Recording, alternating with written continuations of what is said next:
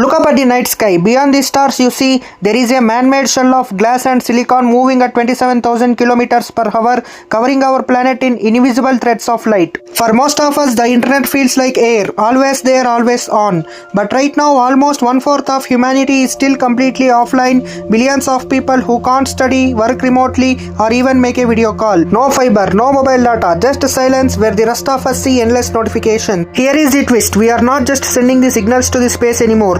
We are building something far stranger, a moving web of satellites. It is a living network in the sky that talks to itself and adjusts to keep a strong signal locked on you even when you are in the middle of the ocean or on the top of the mountain. Imagine Earth wearing a digital ring. Thousands of small satellites forming a live map of connectivity that updates every moment.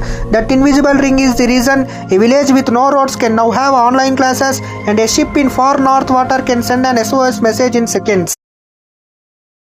Why the old way failed? To see why this space web exists, we have to look at the old way we try to connect the planet.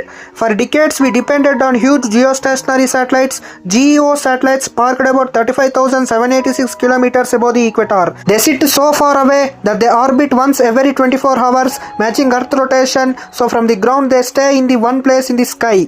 Here is the problem: distance. Sending data to GEO satellites is like standing on Earth and trying to hit a tennis ball to the moon and back. Your signal has to travel up around 36,000 kilometers and then back down again, and that round trip adds hundreds of milliseconds of delay even at the speed of light. For a phone call, that delay is frustrating. For online gaming, remote surgery, or live control of machines, that delay can make the things almost unusable. Enter low Earth orbit LEO. Instead of one giant satellite very far away, we use thousands of smaller satellites much closer, often a few hundreds of about 1,200 kilometers above us.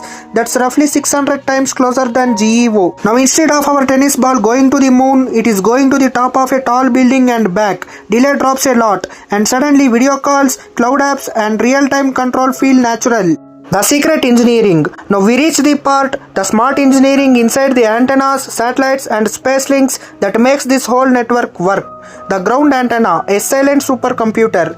Everyone calls it as an antenna, but it is not the old TV dish your grandparents had. It is closer to a flat intelligent radar system, a supercomputer that happens to sit on your rooftop. Inside that flat panel, it consists of small antenna panel, hundreds or even thousands of small antenna parts working together.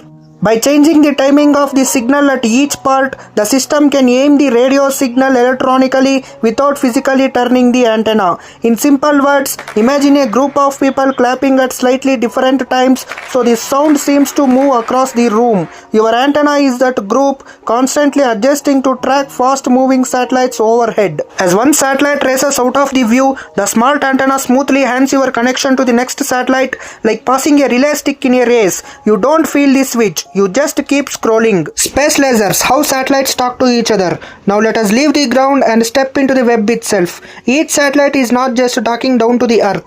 It is talking sideways to its neighbors using laser links, optical inter-satellite links. Small laser units on the satellites shoot very narrow beams of light to nearby satellites, building a flexible light network in the sky. These links move data across oceans, deserts and ice sheets without touching a single undersea cable or an artificial channel. If you send a message from a remote island, your data might move through 5 or 10 satellites via lasers before dropping back down to the near person you are trying to reach. Because these lasers use very light beams and the vacuum of the space, they can carry huge amount of data with low delay across the long distances. The launch and unfolding in orbit.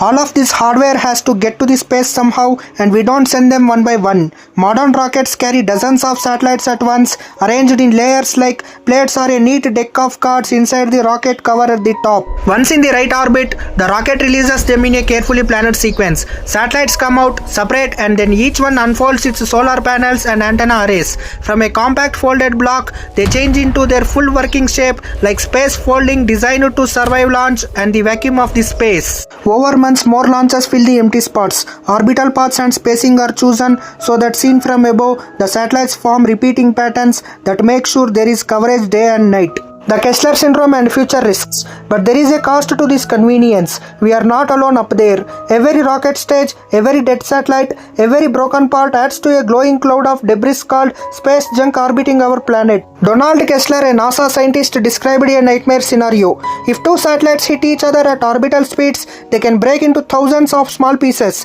Those pieces can then hit other satellites, creating even more broken parts in a chain reaction. This cascading event is known as the Kessler syndrome. Think of a highway where one crash throws pieces of metal everywhere and instantly causes 10 more crashes. In orbit, those pieces don't fall down quickly. They can stay up there for years, turning useful paths around Earth into a very dangerous area. Thousands of satellites in mega constellations raise the chances of collisions if they are not actively managed and brought down at the end of their life.